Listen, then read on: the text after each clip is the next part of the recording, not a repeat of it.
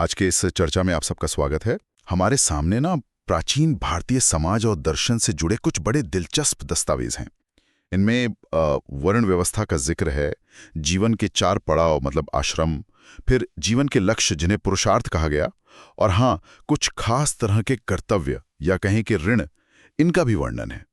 तो आज हम कोशिश करेंगे कि इन स्रोतों के जरिए समझें कि ये सब चीजें वर्ण, आश्रम, पुरुषार्थ, ऋण, ये आपस में जुड़ी कैसे थीं और कैसे इन्होंने मिलकर मतलब जीवन को देखने का एक पूरा नजरिया, एक विश्व दृष्टिकोण बनाया।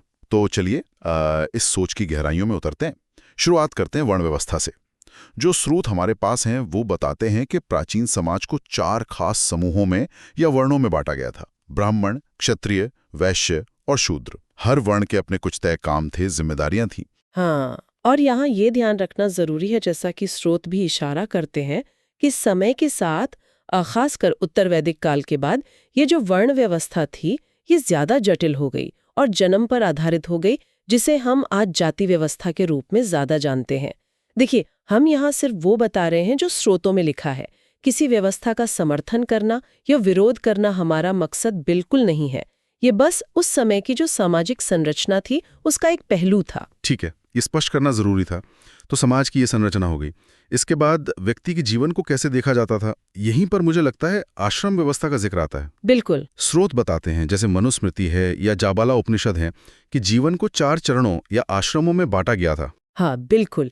ये 4 आश्रम आप कह सकते हैं एक तरह से जीवन का नक्शा थे, रोड मैप जैसा। इनका मकसद था कि व्यक्ति का जीवन व्यवस्थित रहे, वो अलग अलग उम्र में अपनी भूमिका, अपने लक्ष्य, इनको ठीक से निभा सके। हर पड़ाव की अपनी एक सीख थी, अपनी जिम्मेदारियां थीं। तो पहला पड़ाव है ब्रह्मचर्य। इसे हम विद्यार्थी जीवन कह सकते हैं। हाँ, मोटे तौर पर विद्यार्थी जीवन, जो आमतौर पे माना जाता था कि 25 साल की उम्र तक चलेगा। इस दौरान मतलब मुख्य जोर किस पर था?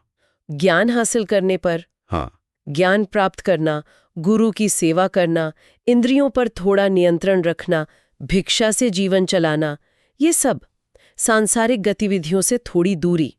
ये एक तरह से तैयारी का समय था। सीखने और अनुशासन का दौर, सही कहा। इसके बाद आता था गृहस्थ आश्रम। जी, गृहस्थ यानी पारिवारिक जीवन। ये लगभग 25 से 50 साल की उम्र तक। हाँ, बिल्कुल। ये वो समय था जब व्यक्ति समाज और परिवार की जिम्मेदारियां उठाता था। शादी करना, बच्चे पालना, घर चलाना और यज्ञ जैसे धार्मिक कार्य करना, ये सब गृहस्थ के काम थे। और एक दिलचस्प बात यह है कि मनुस्मृति जैसे ग्रंथ गृहस्थ आश्रम को बहुत अहमियत देते हैं।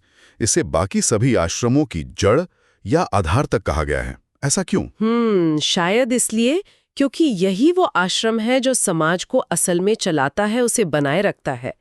इसी चरण में तो व्यक्ति कमाता है, परिवार चलाता है, और ये भी जरूरी है कि वो दूसरे आश्रमों का, जैसे ब्रह्मचारी या सन्यासी, उनका भी पोषण करे। यहाँ एक और खास बात है, जैसा स्रोतों में मिलता है, गृहस्थ आश्रम में ना आध्यात्मिक लक्ष्यों और सांसारिक सुखों के बीच एक संतुलन बनाने की बात कही गई है। मतलब जिम्मेदारियां निभाते हुए भी जीवन के सुखों का अनुभव करना, लेकिन जरूरी है कि वो धर्म की सीमा में रहकर हो। ये संतुलन वाली बात तो वाकई सोचने वाली है। अच्छा, तीसरा पड़ाव वो है वानप्रस्थ। वानप्रस्थ, हाँ। यानी वन की ओर प्रस्थान। ये करीब 50 से 75 साल की उम्र का दौर। जी। इसमें व्यक्ति धीरे धीरे अपनी जो पारिवारिक और सामाजिक जिम्मेदारियां हैं उनसे हटता था। ध्यान जो है वो अंदर की ओर मुड़ता था। अब लक्ष्य होता था इंद्रियों पर पूरा काबू पाना और आध्यात्मिक चिंतन करना। तो एक तरह से ये रिटायरमेंट का दौर हुआ। हाँ, कह सकते हैं, लेकिन एक्टिव रिटायरमेंट, जहां ध्यान खुद पर और अपनी आध्यात्मिक उन्नति पर ज्यादा होता था।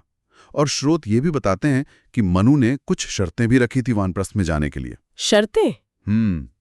कैसी शर्तें? जैसे कि व्यक्ति ने अपनी गृहस्थ जिम्मेदारियां ठीक से पूरी कर ली हों, बच्चे सेटल्ड हो गए हों, वगैरह। अच्छा, और फिर आता है चौथा और आखिरी आश्रम, सन्यास। 75 साल या उसके बाद का समय। सन्यास, हाँ। इसमें व्यक्ति सारे सांसारिक बंधन, मोह माया, सब कुछ पूरी तरह से त्याग देता था। लक्ष्य सिर्फ एक, मोक्ष, यानी जीवन मरण का जो ये चक्र है, इससे मुक्ति पाना। इसे ही जीवन यात्रा का परम उद्देश्य माना गया। तो ये 4 आश्रम थे: ब्रह्मचर्य, गृहस्थ, वानप्रस्थ और सन्यास। एक पूरी जीवन यात्रा का खाका। बिल्कुल। सीखने से लेकर समाज में योगदान देने तक, फिर धीरे धीरे दुनिया से मन हटाने और अंत में पूरी तरह मुक्ति की ओर बढ़ने तक का एक सफर। तो जीवन के इन पड़ावों यानी आश्रमों को पार करते हुए व्यक्ति के लक्ष्य क्या होने चाहिए? यहीं पर पुरुषार्थ की अवधारणा सामने आती है। हाँ, पुरुषार्थ। स्रोत बताते हैं कि जीवन के 4 मुख्य लक्ष्य हैं, या कह लें प्रेरणाएं हैं, जिन्हें पुरुषार्थ चतुष्टय कहा गया है: धर्म, अर्थ, काम और मोक्ष। बिल्कुल। पुरुषार्थ का मतलब ही है मनुष्य के प्रयास का उद्देश्य, वो 4 चीजें जिनकी तरफ इंसान को कोशिश करनी चाहिए। इनका जिक्र भी मनु जैसे विचारों ने किया है।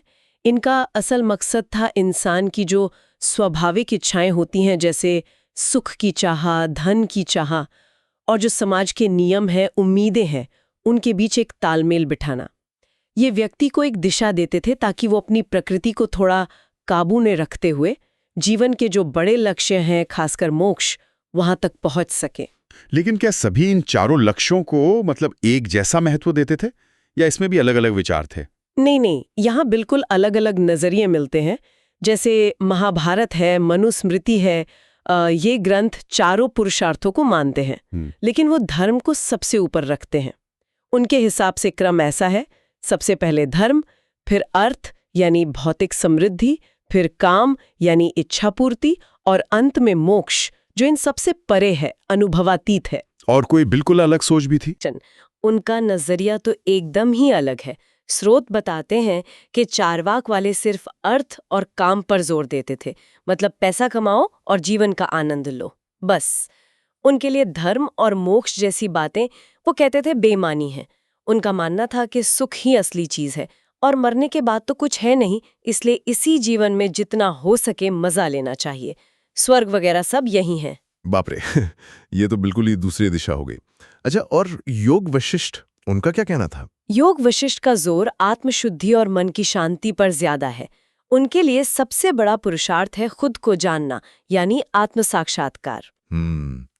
तो चलिए अब इन चारों पुरुषार्थों को थोड़ा और खोलकर समझते हैं। सबसे पहले धर्म। धर्म, हाँ।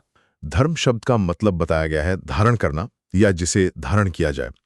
इसे अक्सर सबसे जरूरी पुरुषार्थ माना गया है ना? हाँ, बिल्कुल। धर्म वो सिद्धांत है जो समाज को, सृष्टि को धारण करता है, उसे बनाए रखता है। स्रोत यही कहते हैं कि धर्म का उद्देश्य सभी जीवों का कल्याण और सुरक्षा है। अब सवाल उठता है कि इसके स्रोत क्या हैं? तो वेद, स्मृतियां जैसे मनुस्मृति, अच्छा आचरण यानी सदाचार, और अपनी अंतरात्मा की आवाज। धर्म का पालन करना क्यों जरूरी माना गया? क्योंकि इससे सामाजिक व्यवस्था बनी रहती है, व्यक्ति का विकास होता है और ये मोक्ष पाने का रास्ता भी तैयार करता है।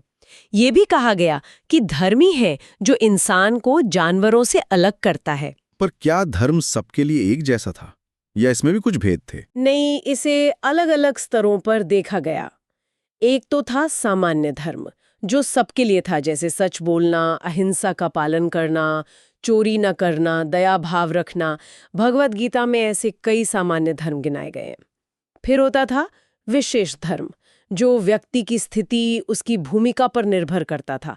जैसे राजा का धर्म अलग, राजधर्म, किसी परिवार की अपनी परंपराएं, कुल धर्म, या फिर व्यक्ति जीवन के किस चरण में है, उसका आश्रम धर्म।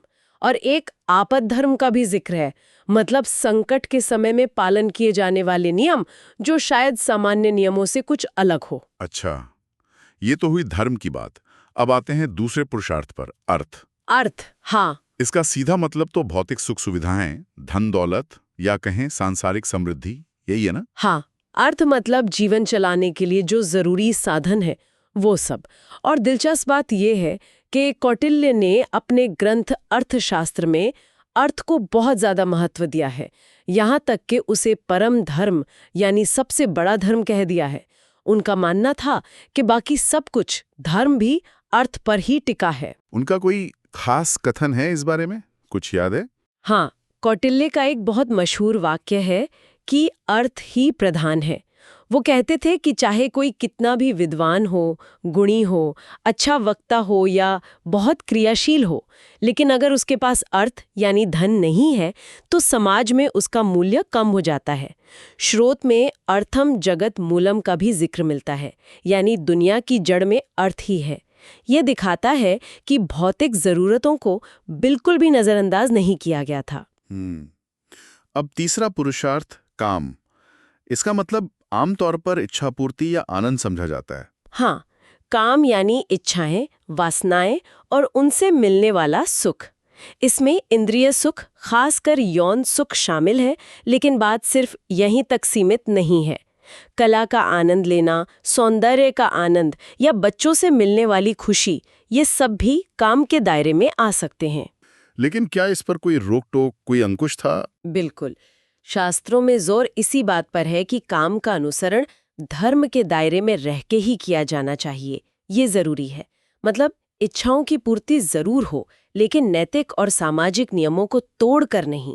स्रोत ये भी कहते हैं कि इच्छाओं को पूरी तरह दबा देना भी ठीक नहीं है। उससे भी जीवन में निरस्ता आ सकती है, पतन हो सकता है। मत्स्य पुराण की एक बात मुझे याद आ रही है, बड़ी मार्मिक है। धर्म के बिना काम बांझ बेटे जैसा है। बांझ बेटे जैसा? हाँ, मतलब ऐसा सुख निरर्थक है जिसका कोई फल नहीं, जो धर्म के रास्ते से हटकर पाया जाए। समझ गया। और अंत में चौथा पुरुषार्थ, मोक्ष। इसे बाकी तीनों से श्रेष्ठ माना गया है। हाँ, मोक्ष यानी मुक्ति। ये जो जन्म और मृत्यु का चक्र है, इससे हमेशा के लिए आजाद हो जाना। ज्यादातर भारतीय दर्शन इसे ही जीवन का परम लक्ष्य मानते हैं।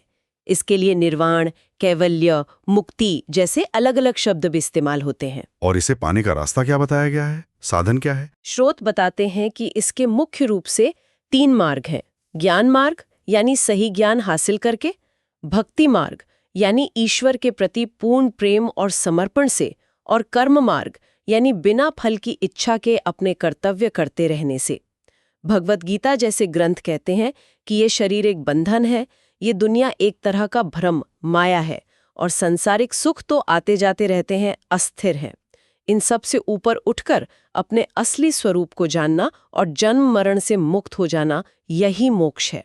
तो ये थे जीवन के 4 लक्ष्य, धर्म, अर्थ, काम और मोक्ष। अब एक और बहुत दिलचस्प अवधारणा पर आते हैं, ऋण। ये शब्द सुनते ही मेरे मन में तो सबसे पहले पैसों के कर्ज का ख्याल आता है, लेकिन यहाँ इसका मतलब शायद कुछ और है। हाँ, आपने सही पकड़ा। प्राचीन भारतीय सोच में ऋण का मतलब सिर्फ वो उधार लिए पैसे लौटाना नहीं था। ये कई तरह के कर्तव्य थे, दायित्व थे, जिन्हें हर इंसान को अपने जीवन में पूरा करना होता था। एक तरह का नैतिक या सामाजिक कर्ज कह लीजिए। ये कर्ज कब से शुरू माने जाते थे? जन्म से ही? हाँ, माना जाता था कि जन्म लेते ही इंसान पर कुछ मूलभूत ऋण चढ़ जाते हैं। खासकर जब उपनयन संस्कार होता था, जिसे जनेऊ संस्कार भी कहते हैं, उसके बाद 3 मुख्य ऋण, जिन्हें ऋण त्रय कहा गया, वो व्यक्ति पर आ जाते थे। और ऐसी मान्यता थी कि इन ऋणों को चुकाए बिना जीवन में सच्ची शांति या सुख मिलना मुश्किल है। इनसे मुक्ति पाना जरूरी है। कौन से ये 3 मुख्य ऋण? पहला है देव ऋण, यानी देवताओं का कर्ज। उन शक्तियों का कर्ज जिन्होंने हमें ये जीवन दिया है, ये प्रकृति दी है, हवा, पानी, रोशनी, ऊर्जा। इसे चुकाने का तरीका क्या था? यज्ञ करना, पूजा पाठ करना और ईश्वरीय नियमों का पालन करना। अपने चरित्र को शुद्ध रखना और वैदिक ज्ञान प्राप्त करना भी इससे मुक्ति का एक रास्ता माना गया। ठीक है, पहला देव ऋण। दूसरा है ऋषि ऋण, यानी ऋषियों और गुरुओं का कर्ज। उन ज्ञानियों का कर्ज जिनसे हमें वेद और शास्त्रों का अनमोल ज्ञान मिला। इसे चुकाने का तरीका था ब्रह्मचर्य आश्रम में रहकर विद्या पढ़ना, वेदों उपनिषदों का ठीक से अध्ययन करना, और फिर उस ज्ञान को सिर्फ अपने तक नहीं रखना, बल्कि आगे बढ़ाना, समाज में फैलाना। सिर्फ ज्ञान ले लेना काफी नहीं था, उसे बांटना भी इस ऋण को चुकाने का हिस्सा था। ऐसा माना जाता था कि अगर कोई ज्ञान हासिल नहीं करता तो वो इस ऋण से बंधा ही रहता है। ज्ञान लेना और देना दोनों जरूरी। अच्छा। और तीसरा मुख्य ऋण? तीसरा है पितृ ऋण, यानी हमारे पूर्वजों का कर्ज। हमें अपने माता पिता और उनके भी पूर्वजों से ये शरीर मिला, ये जीवन मिला, हमारे कुल का नाम मिला। इस ऋण को चुकाने का तरीका मुख्य रूप से था गृहस्थाश्रम में संतान उत्पन्न करके, खासकर पुत्र संतान पर जोर दिया जाता था स्रोतों में, वंश को आगे बढ़ाना। इसके अलावा श्राद्ध और पिंडदान जैसे कर्मकांड करना, पूर्वजों की पुण्यतिथि पर अन्नदान करना, ये भी तरीके थे। और हाँ, अपनी संतानों की अच्छी परवरिश करना, उन्हें अच्छी शिक्षा देना, ये भी पितृ ऋण चुकाने का ही एक रूप माना गया। तो ये 3 मुख्य ऋण हो गए, देव ऋण, ऋषि ऋण और पितृ ऋण। क्या इनके अलावा भी कोई और ऋण थे या बस यही 3 थे? नहीं, कुछ स्रोत और ऋणों का भी जिक्र करते हैं। जैसे एक है भूत ऋण। ये बड़ा दिलचस्प है। ये सिर्फ मनुष्यों तक सीमित नहीं था, बल्कि सभी जीवित प्राणियों के प्रति हमारा कर्तव्य था। पशु, पक्षी, पेड़ पौधे, सबके प्रति। जैसे गाय, बैल जैसे पशुओं की सेवा करना, पेड़ पौधों को पानी देना, उनकी देखभाल करना, पक्षियों को दाना डालना, ये सब भूत ऋण चुकाने के तरीके माने गए। भगवद गीता में भी कृष्ण कहते हैं कि वो सभी प्राणियों में वास करते हैं, इसलिए उनकी सेवा एक तरह से ईश्वर की ही सेवा है। इसमें सभी जीवों के प्रति दया और समानता का भाव रखना भी शामिल था। ये तो बहुत व्यापक सोच है। और समाज के प्रति भी कोई कर्तव्य था क्या? उसे भी ऋण माना गया? बिल्कुल। उसे कहा गया मनुष्य ऋण या लोक ऋण, यानी समाज या हमारे साथी मनुष्यों के प्रति हमारा कर्ज। इसे चुकाने का तरीका था अपने सामाजिक दायित्वों को निभाना, जैसे अपने परिवार और मित्रों की मदद करना, दूसरों को दुख देने के बजाय खुशी देने की कोशिश करना, किसी भूखे को खाना खिलाना, प्यासे को पानी पिलाना, अतिथि का सत्कार करना, अतिथि देवो भव की भावना, और सार्वजनिक भलाई के काम करना, जैसे यात्रियों के लिए पानी की व्यवस्था करना, प्याऊ लगवाना या धर्मशाला बनवाना, दवाइयाँ बांटना वगैरह। अच्छा, मैंने कहीं-कहीं 5 महायज्ञों का जिक्र भी सुना है। क्या उनका इन ऋणों से कोई संबंध है? हाँ, बिल्कुल है। अक्सर जो 5 महायज्ञ बताए जाते हैं, ब्रह्म यज्ञ, अध्ययन अध्यापन, देव यज्ञ हवन, पितृयज्ञ श्राद्ध तर्पण, भूत यज्ञ बलि वैश्वदेव, प्राणियों को भोजन, और मनुष्य यज्ञ अतिथि सत्कार। इन्हीं 5 महाऋणों ऋषि, देव, पितृ, भूत, लोक, मनुष्य को चुकाने का दैनिक तरीका माना जाता था। एक और ऋण ब्रह्म ऋण का भी जिक्र कहीं कहीं मिलता है, जो मूल रूप से ऋषि ऋण जैसा ही है और इस विचार पर आधारित है कि हम सब ब्रह्मा की संतान हैं, इसलिए उनके प्रति भी हमारा ऋण है। ये ऋण की अवधारणा तो बहुत ही गहरी और व्यापक है। इसका मूल विचार क्या था? ये क्यों जरूरी समझे गए? इसे और हमें इन सब के प्रति अपनी जिम्मेदारी निभानी है, अपना कर्तव्य पूरा करना है। स्रोत ये भी संकेत देते हैं कि शायद शुरुआत में सृष्टि में समानता थी, लेकिन फिर मनुष्यों के कर्मों से दुख और विभाजन आए। तो इन ऋणों को चुकाकर ही उस संतुलन को फिर से पाया जा सकता है। ये एक तरह से पृथ्वी का कर्ज चुकाने जैसा था, जिसने हमें धारण किया हुआ है। तो आज हमने प्राचीन भारतीय सोच के कुछ बहुत ही बुनियादी और अहम पहलुओं पर बात की।